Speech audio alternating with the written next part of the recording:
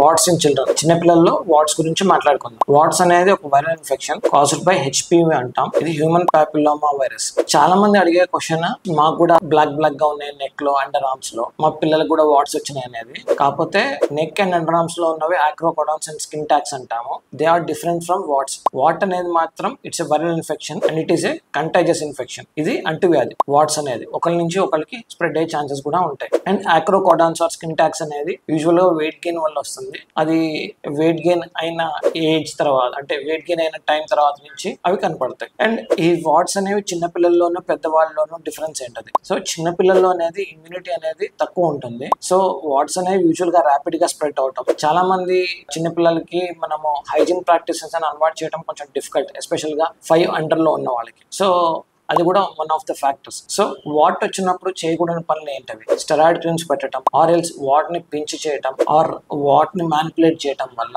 What అనేది పెద్దగా అవటం అండ్ వేరే చోట కూడా వాట్స్ వచ్చే అవకాశం అనేది ఉంటాయి. Thank you.